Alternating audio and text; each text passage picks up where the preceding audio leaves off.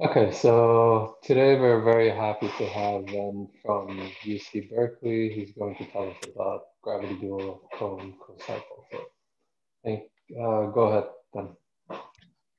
Cool. Yeah. Thank you very much for the invitation to give this talk. Um, so I'm going to tell you about some work that I did with Raphael Busso, Pratik Rath, and Arvind Sharbazi Moghadam.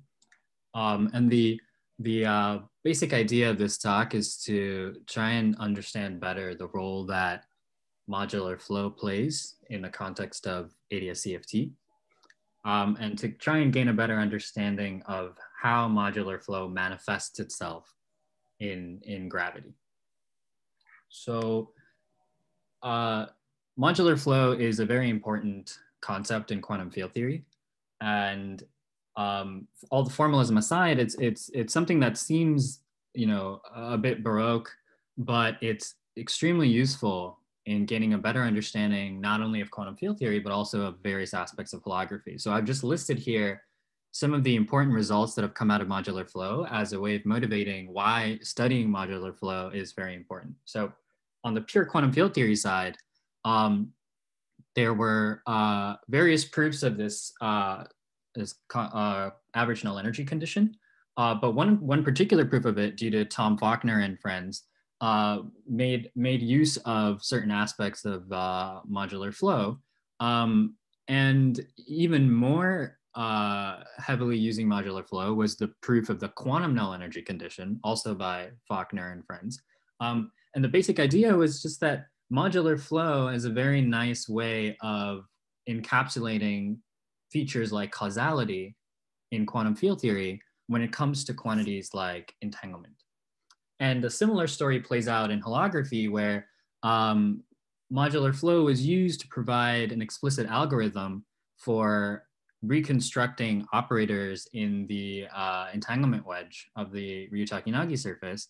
And slightly more generally, there have been various approaches in trying to understand how geometry arises from entanglement, at least various properties of geometry, by explicitly studying correlation functions that involve modular flow. So there's the general theme that entanglement equals geometry. And in order to get a handle on that, one of the primary tools has been modular flow. And so, getting a better understanding of this is clearly very important if we want to make progress on the idea that space-time is somehow emergent from entanglement. And so as we go along in the talk, I'll try to make more and more precise exactly how we're going to be using modular flow. But just to start with, I just want to give a brief primer on at least at an intuitive level what modular flow is. Right. So normally in quantum field theory, what we do is we assume that the Hilbert space of the theory factorizes into two pieces. These two pieces correspond to the Hilbert space of some region A and its complement A prime. And in such a setting, if you give me a state psi, some pure state psi, I can define a reduced density matrix for the region A prime.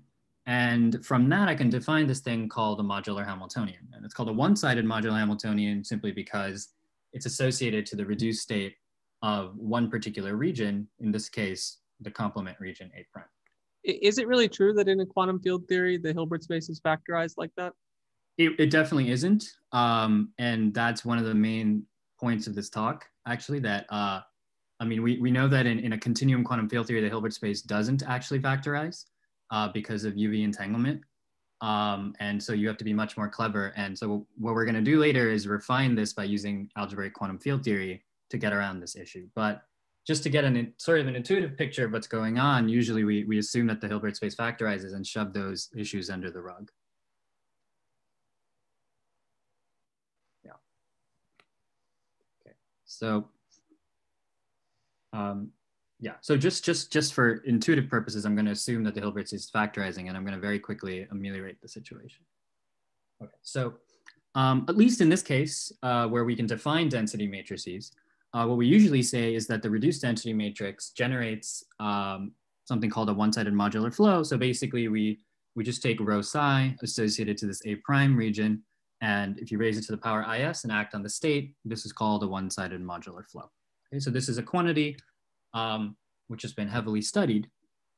And one particular situation in which it was studied that was quite important was due to Jafris, Lukowitz, Maldacena, and Su, where they showed that this one-sided boundary modular Hamiltonian in the context of ADS-CFT has a very nice dual prescription. So the modular Hamiltonian on the boundary is just dual to the area operator at leading order in G Newton. And then there's various subleading corrections to this that aren't going to be important, where this area operator is sort of a formal object that is acting around the Ryu-Takayanagi surface anchored to whatever the boundary region is that we are computing the modular Hamiltonian of.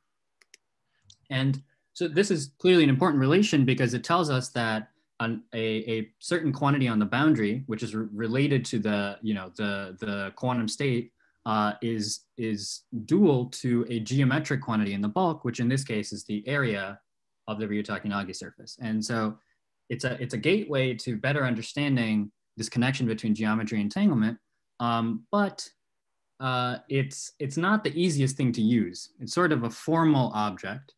And the main question is, how do we actually utilize it in order to get an explicit understanding of this dictionary?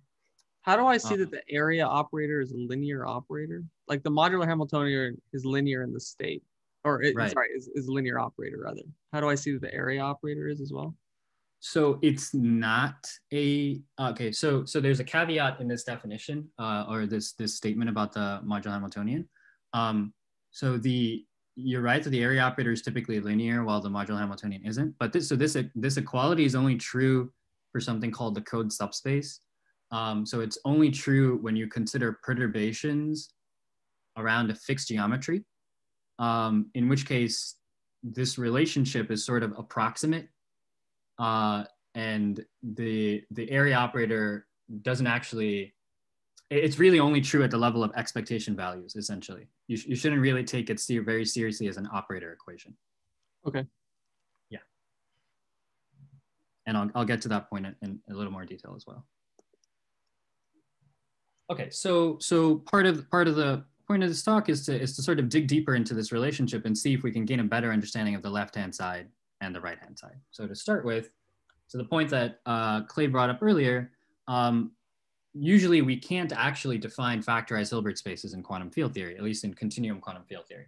So one of the reasons for this, at least in the context of modular flow, is the following. So quantum field theory is a type 3 von Neumann algebra, and type 3 algebras have a universal vacuum entanglement. And no matter how far you zoom into the state, there's always going to be some entanglement across the entangling surface. And if you do a one-sided modular flow, you're assuming that there's a way to sort of flow one side without doing anything to the other side. And this sort of neat factorization into an A and an A prime region breaks this universal vacuum entanglement. And what this ends up doing is it creates infinite energy at the entangling surface at the boundary between the region and its complement. Basically, the universal entanglement is necessary to get a smooth state, and one-sided modular flow is breaking that. So one important question is whether there's a way to define a one-sided modular flow that's more amenable to continuum quantum field theory. So it's like a smooth version of this. The other thing is also related to something that Clay just brought up, which is that this equation that I defined earlier, it's a formal equation where this area operator is just some formal object. It's the thing whose expectation value is the area, the classical area of the RT surface.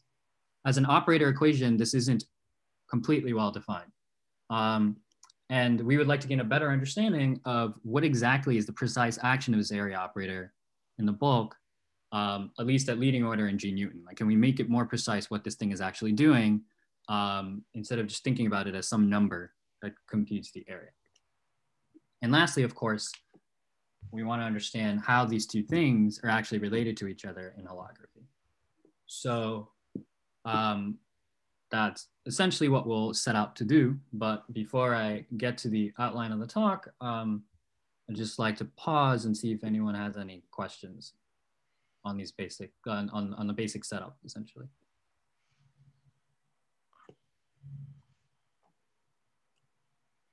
Okay.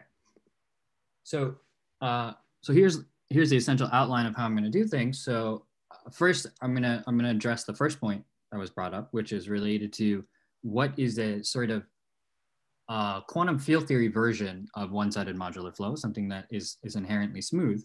And then motivated by this thing, I'll talk about a gravitational construction that sort of mimics modular flow, and we call it the Kink transform.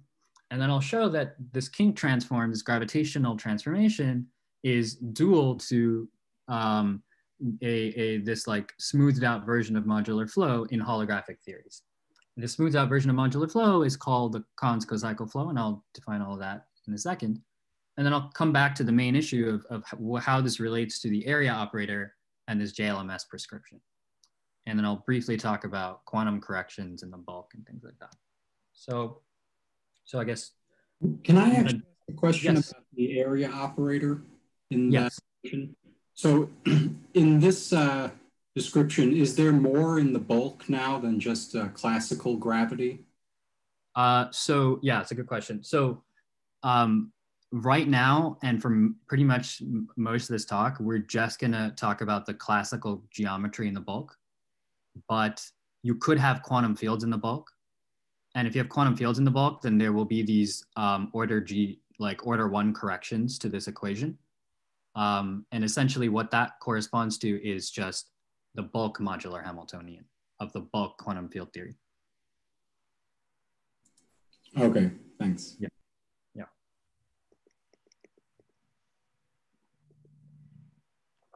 Okay, so the natural setting for making sense of things like modular flow in quantum field theory is algebraic quantum field theory.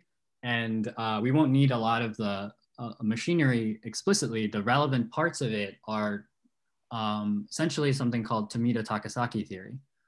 So it's a nice way of handling the fact that quantum field theory doesn't have factorizable Hilbert spaces. So instead of talking about Hilbert spaces, you just talk about operator algebras and quantities constructed from operator algebras. So the first thing that you start with is this thing called the relative Tomita operator. So this thing is defined as follows. So you take your region A of your quantum field theory, and you consider the algebra of operators of that region. And for any such, you just pick some operator from that algebra, and the Tomita operator is supposed to map any such operator acting on the state psi to the conjugated operator acting on the vacuum. So the Tomita operator is defined as the thing which does what you see in this equation.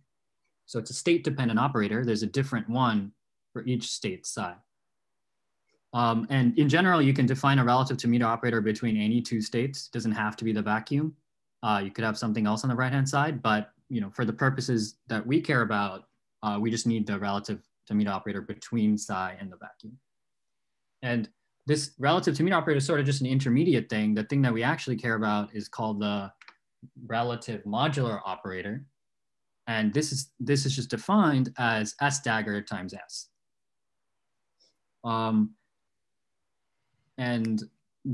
Okay, so once you have the relative modular operator, we're basically, we can start defining all the things that we need in order to describe modular flow.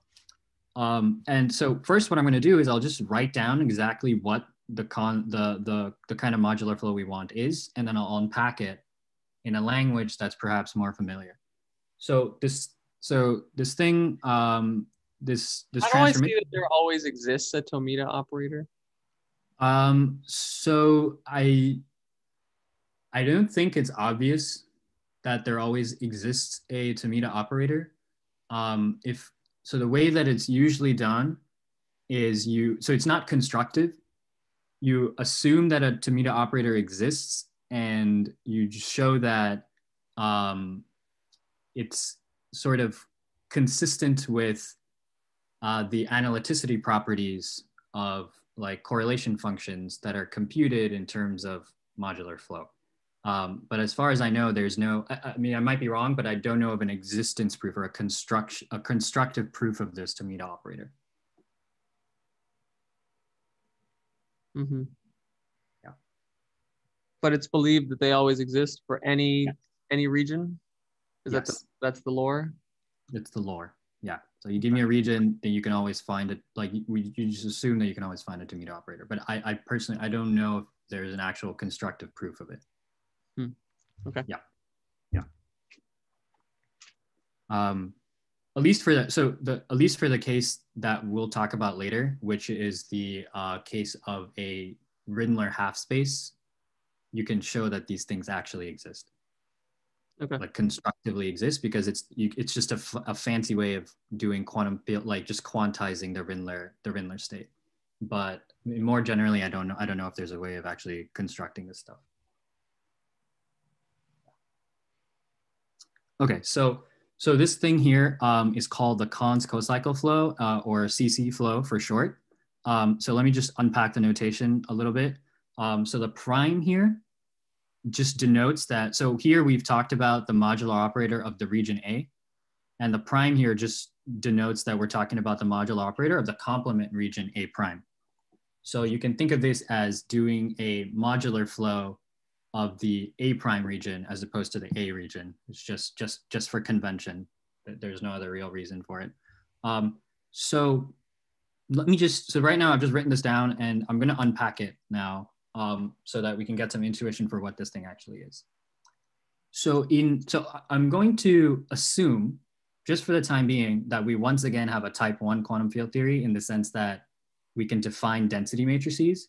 And this is just to make it a little simpler to see what these quantities are. But ultimately, we're just going to be working with type 3 quantum field theories where there is no density matrices. So in the case where you have density matrices, the relative modular operator is actually just equal to the thing that you see here. So it's the vacuum of the region A in the tensor product with the density matrix of the state psi of the region A prime. And if you take this definition and you plug it into, if you take this relation and you plug it into the definition of the Connes Cocycle flow, then it turns into the following. So what it ends up being is half-sided, one-sided one-sided modular flow with respect to psi of the region A prime, and then vacuum modular flow of the region A prime, but with the opposite sign in S. So you can kind of see the sense in which the CC flow is a smoothed out version of one-sided modular flow, because what's happening here is you're doing one-sided modular flow of the excited state psi. And what this does is it's going to affect all of the modes associated to the state psi, including the vacuum modes that are in the UV. So what we're doing here is we're doing that flow and then undoing whatever is happening to the vacuum modes. So you're just boosting the excited modes, you're not boosting the vacuum modes. That's what this second rho omega factor does. So by undoing the vacuum by undoing the modular flow of the UV modes, we kill the divergences that otherwise show up if you just do one-sided modular flow by itself. And this is sort of an intuitive picture of what's going on, because this uses the language of type 1 algebras. You can just use type 2 algebras the entire time without ever talking about density matrices. And it's a lot more complicated, but in that case, the precise statement is that the CC flowed state has finite average null energy when integrated across like the Rindler horizon that contains the entangling surface. Whereas one-sided modular flow would have infinite average null energy. Okay, so why is it called a cocycle? Yeah, so it's because it satisfies some sort of cocycle identity. This transformation here that I've defined. Yeah. It satisfies a like cocycle identity that like similar to like what you see for like central charges in classical phase. Oh, you mean the cocycle identity that formally follows by thinking of it as a product, even though you really can't factorize it as you've written? Exactly. Yeah, exactly. I see. Yeah. Okay. So hopefully I've convinced you that this is a well-defined state, at least at an intuitive level, that it does not have infinite energy across the entangling surface. And so now what I want to do is convince you that it's in what sense it's like a one-sided modular flow. And so like the main thing is to just get an intuition for exactly what properties this CC flowed state has. So one thing you can do is let's consider an operator that's purely in the left algebra. By left, I just mean the algebra associated to A prime. I'm using left because I have in mind the Rindler setup, which we will use later. So we're going to compute expectation value of O prime in the CC flowed state. Again, I'm just going to use density matrices just to make our life a little easier. So you just plug in the definition of the CC flowed state, and you just use some trace identities, and what you find is the following: the expectation value of any operator in the complement algebra in the CC flowed state just turns into the expectation value of the operator in the original algebra, but acted on by vacuum modular flow. And if you take the expectation value of an observable in the original algebra A, then you can check that nothing happens to it. Essentially because the CC flow operator commutes, if you take the CC flow operator of the region A prime, it commutes with everything in A. So it doesn't do anything to A. So the defining feature of CC flow is expectation values of the A observables are unchanged, and expectation values of the A prime observables just get conjugated by vacuum modular flow. So it has a very simple action on things that are either in the restricted purely to the algebra of A or purely to the algebra of A prime.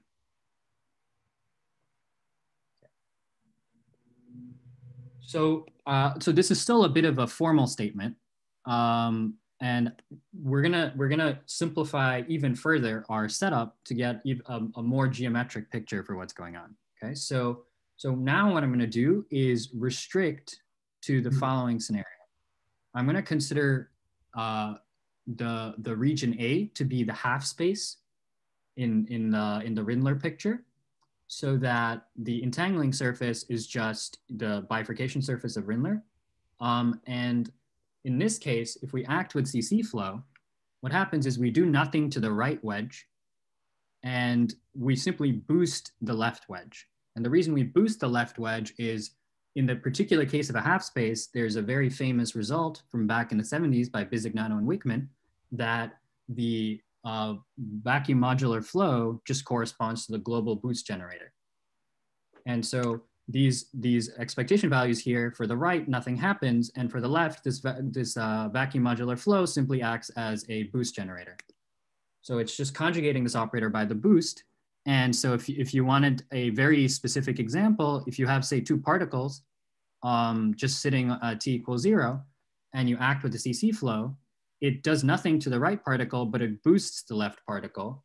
So it actually changed. So this is genuinely a different state where you've changed what happens in the future by a relative boost. You've introduced a relative boost between the left and right wedges.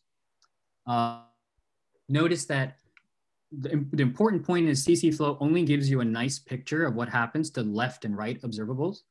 It does not give you a simple description of what happens to future or past observables. And the reason for that is you can think of a future observable as a two-point function between a left and right operator. And if you just work out what a two-point function of like OO prime is, it doesn't have a simple formula like this if you write out what the CC flow is. There's just no simplification that happens. It's just some complicated object in terms of modular flow. So it's only the left and right observables that have a nice kinematic picture like this. Okay, so that's essentially the story of what CC flow looks like for simple observables restricted to the wedges. Any questions on that?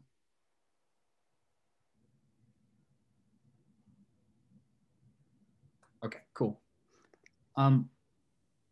So I wanna talk a bit more about certain properties of the CC flow. So far, again, we've just talked about one-sided observables. And I said that two-sided observables are not really amenable to a simple description, but there's something that we can talk about that's sort of in between these two that's also very important. So I'm going to restrict, so again, I'm going to consider a Rindler horizon, and I'm going to parameterize the null direction along the Rindler horizon by V. And imagine that we have an arbitrary cut of the Rindler horizon with some profile V of Y. And in this case, so you can define the relative entropy in terms of the modular operator. This is called the Araki relative entropy. It's just the log of the modular operator evaluated in the state psi. And it's the relative entropy associated to the algebra of this cut V of Y. And the reason to consider arbitrary cuts like this is then you can take derivatives of the relative entropy with respect to the profile.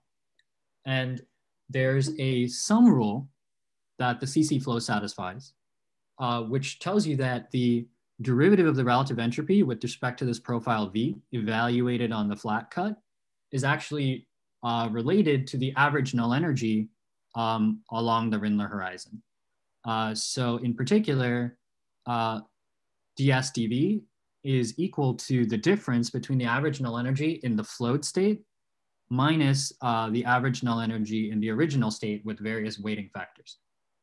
So this sum rule is super important because it's going to tell us exactly what property the quantum state needs to have in order to consistently have a boosted left wedge and an unboosted right wedge that are then put together. So what I mean by that is the following. So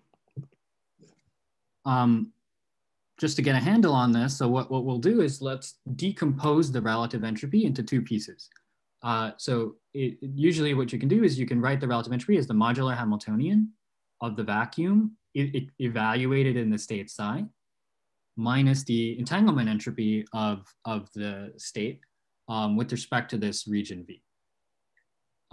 So the one-sided modular Hamiltonian, as we said earlier, is purely geometric. The vacuum modular Hamiltonian evaluated in the state psi. It's just the boost generator. So the boost generator has this formula. And what we want to do now is, okay, so we're gonna take these formulas and we want to work out what this sum rule tells us about the stress energy tensor in the flowed state. So the way to do that, or at least one way to do that is as follows. So you can separate the left and right regions into a left part and a right part with a small epsilon ball around the entangling surface. And the reason to introduce a small epsilon ball around the entangling surface is if you naively just split the two, then we know that you're going to get some infinite energy there, and we have to be a little careful about that. So if we introduce this epsilon ball, then we can directly talk about what happens to the left and what happens to the right separately. And if you evaluate the average null energy operator in the flowed state, then what happens is, as we said, the left part just gets boosted. So wherever you see a V, you just appropriately weight that by a boosting factor. And nothing happens to the right side. So the right side just stays the same. And so this is what the average null energy looks like in the flowed state.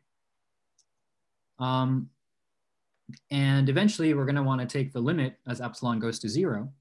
And so if you take this average null energy and just plug it into the sum rule that I wrote down earlier, you can take the limit as epsilon goes to 0, and what you find is that there's a shock sitting at the entangling surface.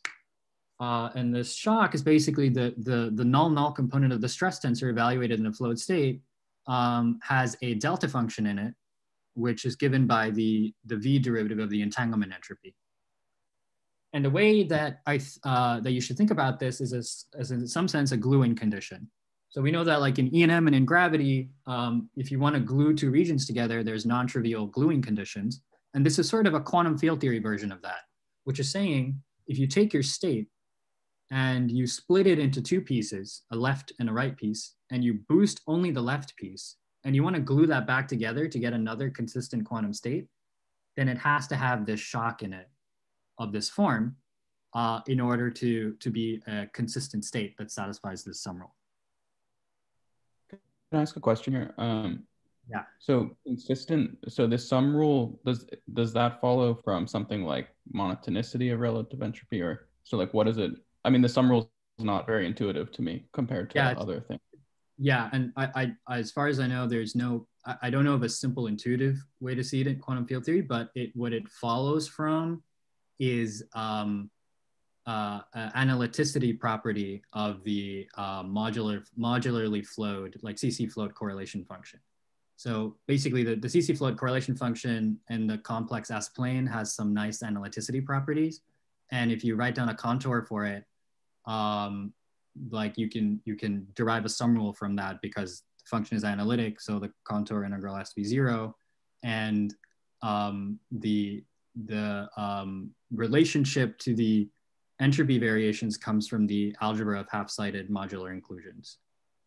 So like, because like when you consider the difference between two different cuts of the entropy, that's basically related to the average null energy through the half-sided modular inclusions. But to actually derive an equality, you have to use the analyticity property of the modularly flowed correlation functions. So it's sort of a complicated object, yeah.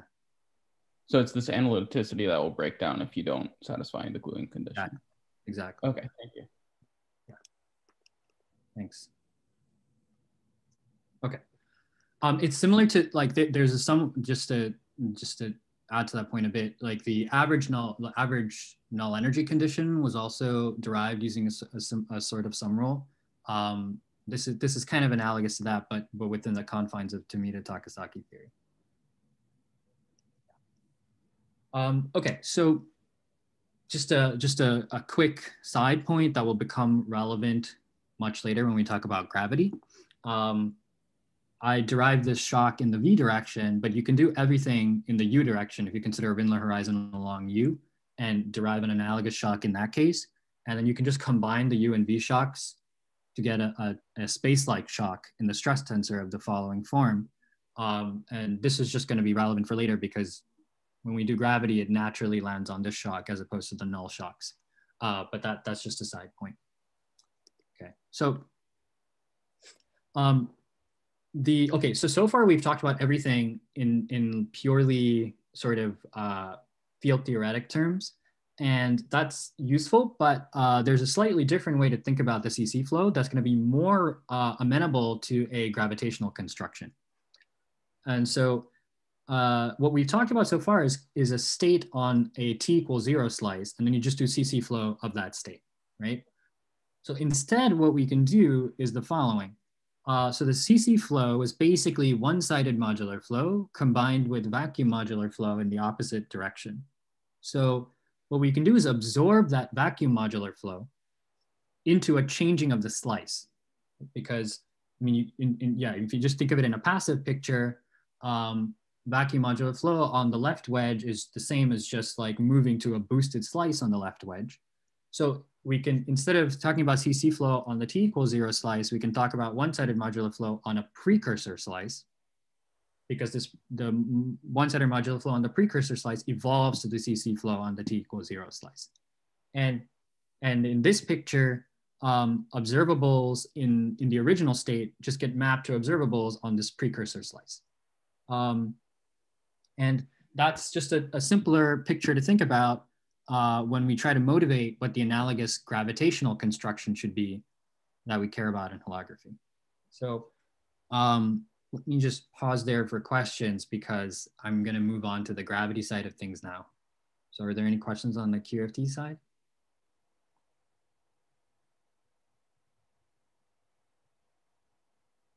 Okay. Okay. So I'm going to switch gears a little bit now and just talk about pure GR for a little bit before putting these two ingredients back together. But the picture is really just motivated by this picture that I just drew here. So we want to define a transformation in gravity that's somehow mimicking this CC flow. And in particular, we want it to geometrically mimic something like a one-sided boost. So we need to figure out how to do that. So the easiest way to do this is to use the initial value formulation of GR. So in the initial value formulation, we usually take a space-like Cauchy surface, sigma, and we have to specify an induced metric and an extrinsic curvature associated to that slice sigma. And what I'm going to do now is just define a transformation wherein you keep the induced metric fixed and you change the extrinsic curvature at some codimension 2 region that I'll call R. So this is some codimension 2 subregion of sigma. And so if you give me a codimension 2 subregion like this, there's two normal vectors. There's the time-like normal direction that points out of the slice sigma, and then there's the space-like normal direction within sigma, x. And we're just going to change the extrinsic curvature in this way where we just add a shock to it. We add a shock localized at this codimension 2 region that just points purely in this x direction, this like space-like normal direction.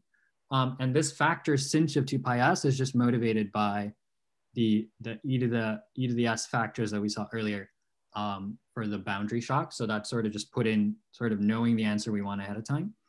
But the main point here is what we're doing is we're keeping the induced metric fixed and we're kinking the slice with an extrinsic curvature shock. So if we were moving along the slice, the time-like normal vector would just be fine. And then when we get to R, it would sense the extrinsic curvature shock and just like get tilted as we go down to the left side. So it looks exactly like the kink slice that we talked about on the boundary side, but here we are enacting this sort of transformation using the initial value formulation. Okay, so this transformation I just talked about, I mean, I just defined this thing. It's just something I wrote down, and it's not at all clear that this is a valid thing to do in GR. Unlike in quantum field theory, because the geometry is dynamical, we have to make sure that whatever transformation we do of the geometry is actually on shell. And in particular, at the initial value level, what that means is this transformation that I did to get new initial data has to satisfy the constraint equations. So there's the Hamiltonian constraint and there's the momentum constraint. And it's non-trivial that this object that this transformation that we defined, this kink transform, actually satisfies these constraint equations. So, you know, we can just try and figure out, like, in what situation is the kink transform actually going to satisfy the constraint equations? And the first thing is, since we're trying to mock up something like a gravitational version of a one-sided boost, we have to hold the matter content fixed. We don't want transformation of the matter to be part of the definition of the kink transform. Matter will certainly change under a boost, but we don't want to change the matter content as part of this transformation. So if you keep the matter content fixed, you can show that the gravitational constraints are satisfied by the kink transform if and only if the subregion R is an extremal surface, meaning its expansion in both the t and x directions vanish. So that is a non-trivial restriction on when the kink transform is an allowed transformation in gravity, but it's interesting. There is an important class of situations where it is well defined. So I can hold the induced metric fixed and just kink the slice with this extrinsic curvature.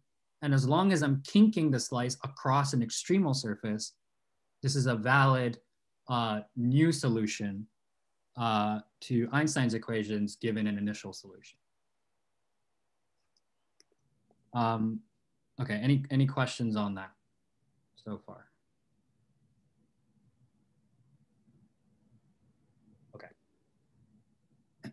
So that's sort of an initial value picture of what's going on. And I just want to give a more global picture of what's happening.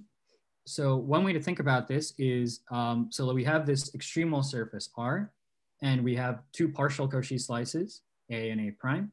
And you can imagine the domains of dependences associated to these respective regions.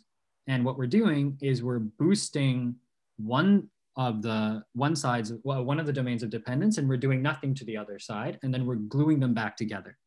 So what the kink transform corresponds to is just taking these two domains of dependences apart, doing a boost of one of them and then gluing them back together with this relative boost angle across the region R.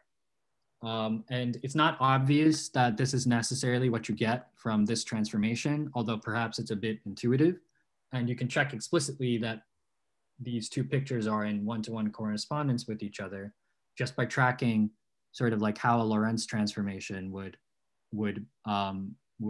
a one-sided Lorentz transformation would cause the t normal vector in the time-like direction to jump, and you can derive this shock from that. A local Lorentz transformation around the surface R. And once again, the future and past wedges don't have a simple description. I mean, they're determined by the equations of motion, but there's no nice picture for them.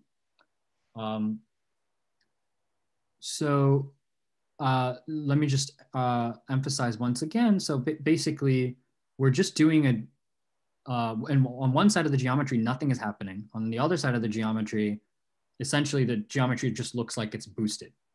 And all the non-trivial transformation is happening in the way that you glue these two back together. And this is the sense in which the Kink transform is a sort of general notion of a one-sided boost in Einstein gravity. We're used to the idea of a one-sided boost in situations like Schwarzschild, because in Schwarzschild you have a global time-like killing vector, which you can use to define a boost. But there's no simple natural notion of that more generally. But this gives you such a notion. It dynamically changing the geometry under a boost. It's not just doing some kind of diffeomorphism that makes the slice look kinked. It's genuinely a new geometry because you're holding the induced metric fixed while changing the extrinsic curvature. You're not just doing some kind of coordinate transformation. Okay, so that's basically the gravitational description of this Kink transform. And what we want to do now is take this thing and just put it in the context of holography and ask, what does it tell us about the boundary state? So in the holographic context, the extremal surface R that we would be interested in would just be the Ryu-Takayanagi surface, the RT surface. And the RT surface would divide the Cauchy slice into two homology regions, and a region A prime, which corresponds to the boundary half space in the quantum field theory side. And its domain of dependence is just the entanglement wedge. And in this case, it's kind of already, I mean, like we've already set up the problem in a way where it seems intuitively clear that this should be dual to the CC flow. But it's interesting to see how one-sided observables map. So we know that the Kink transform takes our initial slice in the bulk and just turns it into a kinked slice, this sigma S slice.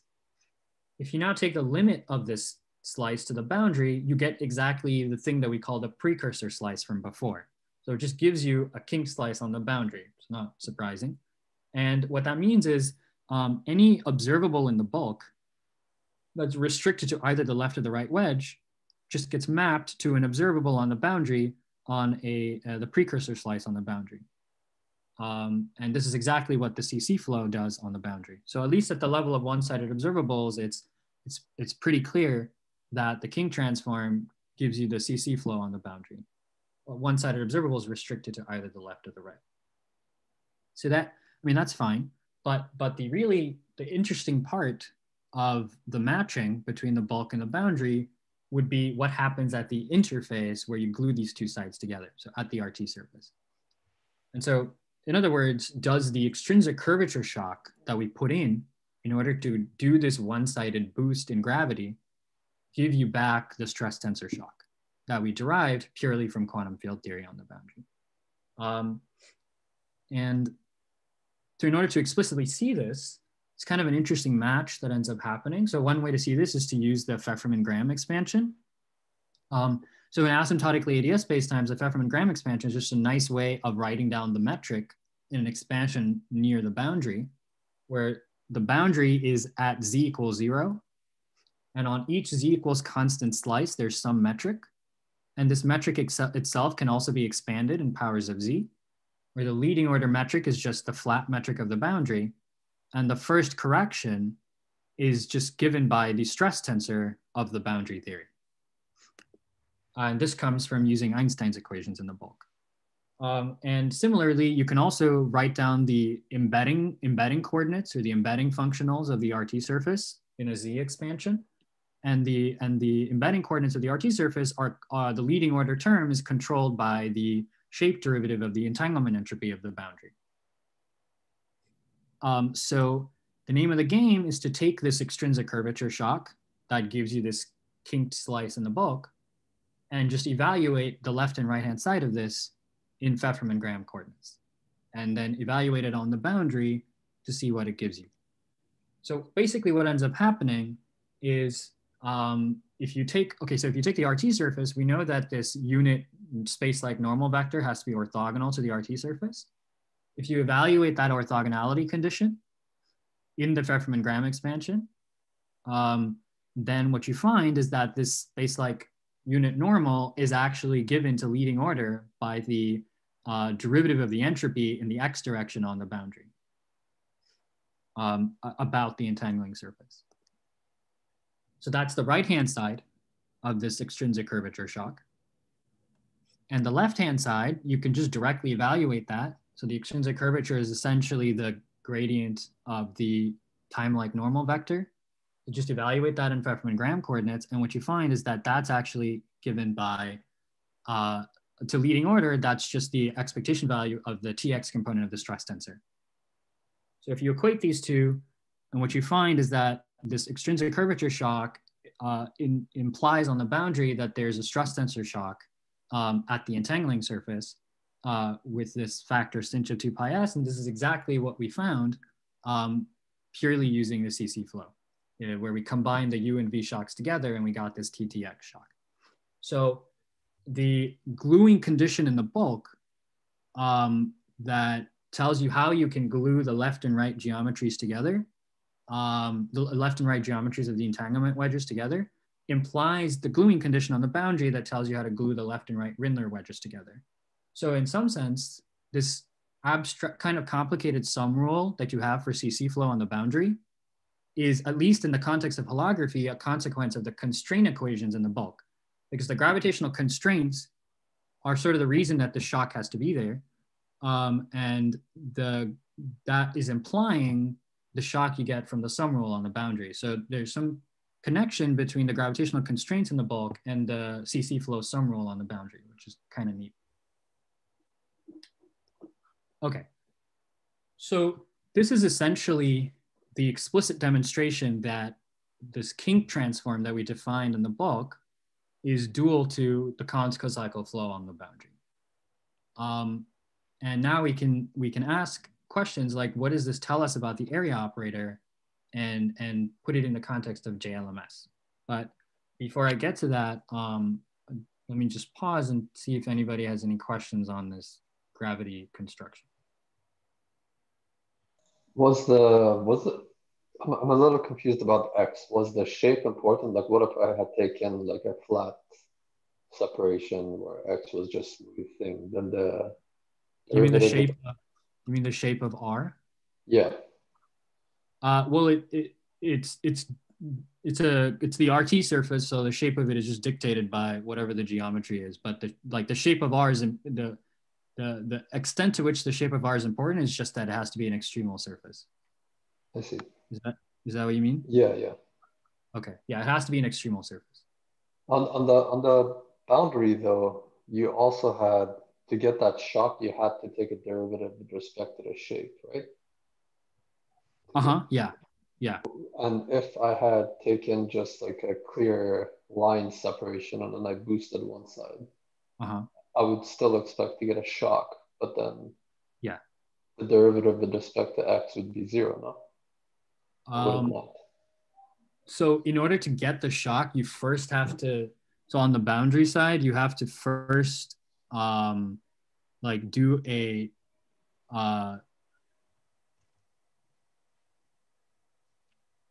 so you first do a boost about an arbitrary cut, and then you take the limit towards to the entangling surface in order to derive the shock itself. So it's important that you're doing the modular flow about a flat cut on the boundary. So you take an arbitrary cut and define the entropy of an arbitrary cut, but it's important that you're doing modular flow about a flat cut. I see. And the flat cut on the boundary corresponds to the RT surface in the bulk. So so the shape on the boundary is just fixed by the fact that, because if you don't have if you consider a modular flow around an arbitrary cut, it's no longer necessarily the boost generator. Right. Yeah. I see. Okay, thanks. Okay. Are there any other questions? Okay. So I'm just going to talk now briefly about the connection, or like in what sense this like sort of formalizes what the area operator is actually doing. So in a vague sense, you can talk about the area operator in the following way. At least at leading order, so at a classical level, the area operator is just the generator of one-sided boosts in gravity.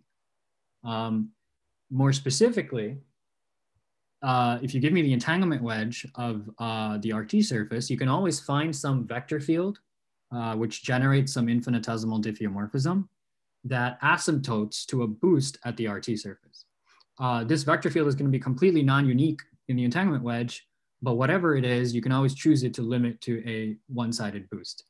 And in this case, the expectation value of the area operator is just the classical Noether charge associated to the boost generator that we can write down.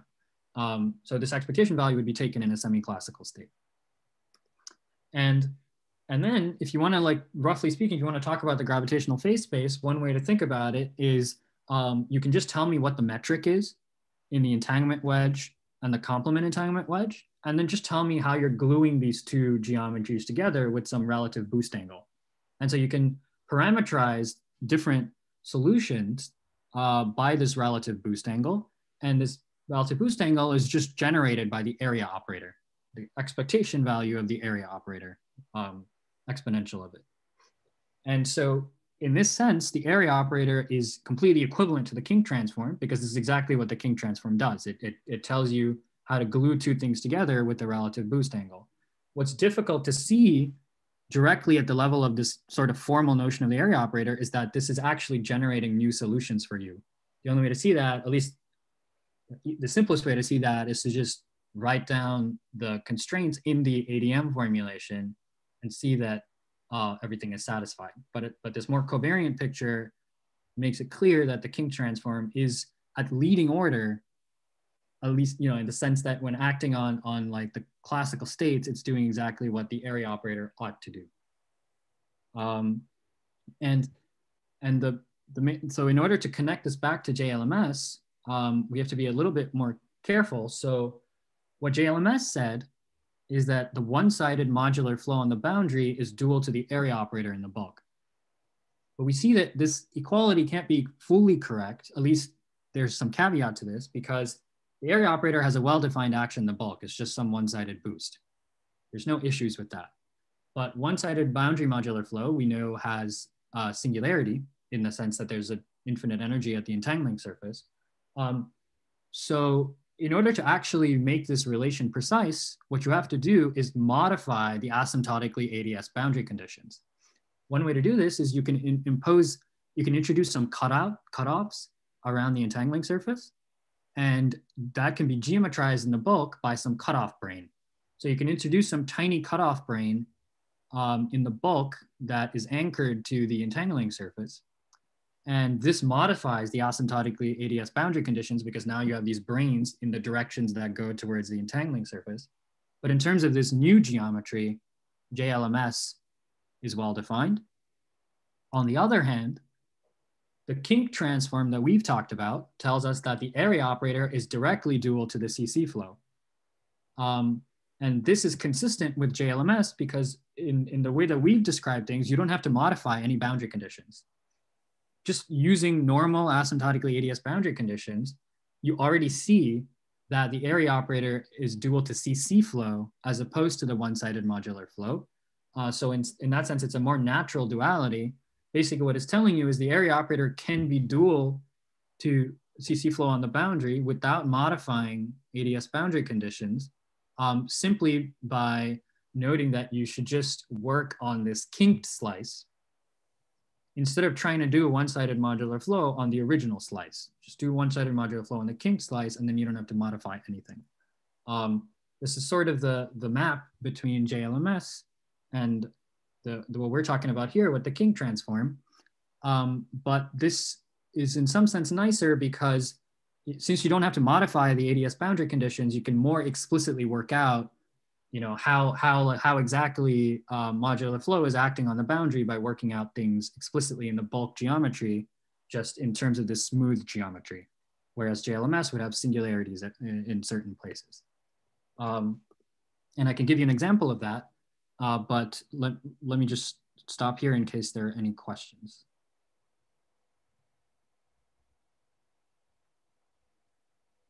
Okay.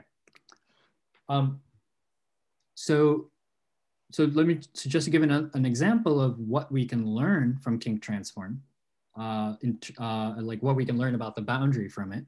So what we've done so far is we've just reproduced properties of CC flow that we've derived independently on the quantum field theory side using the Kink transform, but we can also learn new things from it. So for example, this is just the simplest next example, but there's probably many other things you can learn. So if you take the Gauss-Kadazzi relation in gravity, which just tells you that roughly speaking, the Riemann tensor of the bulk is related to some product of extrinsic curvatures, you can evaluate this relationship in a Pfefferman-Graham expansion, just like we did earlier. And if you evaluate that in the Kink transform geometry, what you find is that there's another shock on the boundary, which we hadn't seen before. So this shock relates the TT component of the stress tensor on the boundary to the time derivative of the entanglement entropy. And the main point here is that this shock would be highly non-trivial to get directly from the boundary side. In fact, I don't really know of a way of getting it because there's no sum rule for it. There's just the one sum rule that we had, and we already exhausted what shock it gives you. So it's not really clear to me how you would even see that this shock arises directly from the boundary quantum field theory. But on the other hand, gravity is giving it to us in a very simple way. There's just some geometric relation. You evaluate it in this Kink transform geometry, do Pfefferman-Graham, and you find that there's this new shock on the boundary side. So that's one sense in which the Kink transform more efficiently captures what CC flow is doing and learning something new from it. And this new shock that we just discovered is actually important in understanding how we might incorporate quantum corrections into the story. So let me just briefly discuss that before I end. So far, what we've talked about, and someone asked this question at the start, we've just been talking about classical geometries in the bulk. But we can, of course, in general, there will be quantum fields that are also there in the bulk that back react on the classical geometry. And so we can ask, is there a sort of setup in which we can include semi-classical bulk corrections to this Kink transform? And I don't have a complete answer to this, but I do have a bit of a suggestive picture. So instead of doing the Kink transform around the RT surface, let's do it around the quantum extremal surface. So the quantum extremal surface is the thing where instead of the area being extremized, you extremize the generalized entropy. And so in this case, instead of the expansions vanishing in both directions, they receive an order G correction given by the time and space shape derivatives of the bulk entanglement entropy across the RT surface.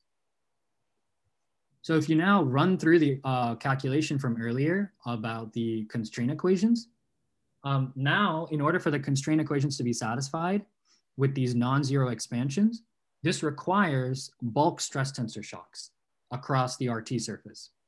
And these bulk stress tensor shocks are exactly the same in form as the boundary stress tensor shocks that you get from boundary CC flow.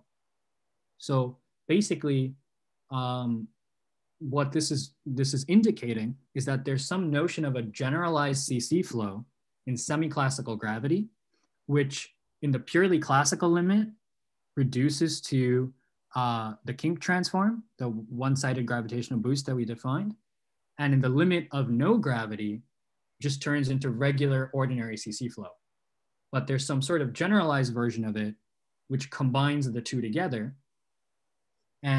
But the main roadblock here is in figuring out what exactly that object is. And the first thing that pops into your head is, well, why don't you just, take the area operator in the bulk and just add it to CC flow? But that doesn't quite work because the reason this is different from JLMS is in JLMS, usually what you do is you work in what's called a code subspace. So you just consider a fixed geometry and you just write down perturbations around that fixed geometry. And that's when JLMS is valid.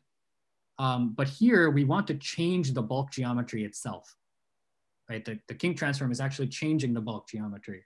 So we're leaving the traditional notion of the code subspace. We would be leaving the code subspace. And quantum field theory becomes complicated in this situation because we're simultaneously changing the geometry and the state. So you need to have a way of comparing states between two different geometries in order to even make sense of what this generalized CC flow would be in semi-classical gravity. And at least right now, I don't have a great sense of how to do that. But the fact that the bulk stress tensor shocks are exactly the same form as the boundary ones that are needed in order to have a consistent gluing in the bulk between the left and right wedges is at least suggestive that such a thing should exist. Okay, so that's basically everything I wanted to say. And I just want to sort of briefly summarize and talk about maybe the most important points that, at least moving forward, I think are worth thinking about. So the first thing is that this thing that we defined called the kink transform, it makes precise what exactly the area operator is doing at leading order in G Newton. And in particular, as sort of a corollary, so we knew from the Lukowitz-Maldacena derivation of the RT formula that extremal surfaces were special in holography. But that's a purely Euclidean derivation. You do a Euclidean path integral and you do a saddle point approximation and you see that you need to be landing on an extremal surface. We didn't really have a Lorentzian justification of this. For example, if you do quantum error correction, it's not really clear why extremal surfaces are special. But I think this construction actually provides a Lorentzian justification for why extremal surfaces are special in gravity, because it tells you that the action of the area operator is really only like a one-sided boost in gravity is only well defined in the sense that it only takes you from on-shell states to on-shell states if you're doing it about an extremal surface, which I think is pretty neat. And as I said, this construction potentially can be generalized to all orders in G Newton, but it's not as straightforward, quote unquote straightforward, as something like FLM or JLMS, because we're not doing perturbations around a fixed geometry. We need to leave the code subspace. So you need some notion of algebraic quantum field theory that works in semi-classical gravity, where the geometry itself can fluctuate. And that would be interesting to work out. But again, I don't really have a great sense of how to do that. And lastly, as I said, two-sided observables on the boundary are very hard to compute because there's no simple picture for them in the CC flowed state. And while it's still complicated on the gravity side, it's completely well-defined on the gravity side because you just need to solve the bulk equations of motion and figure out what the geometry is in the future and past wedge, given the kinked initial data. So it's much easier to compute the bulk dual of two-sided observables of a CC flowed state than to directly do it on the boundary.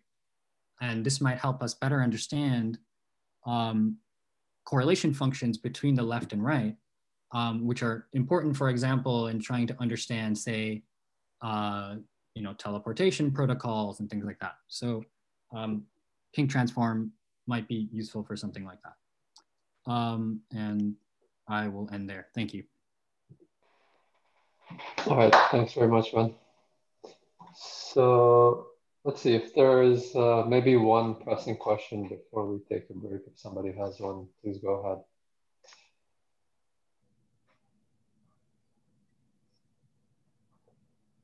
All right, if not, let's maybe stop the recording. We'll take a 5-minute break and come back for discussions. Thanks, man. Thank you.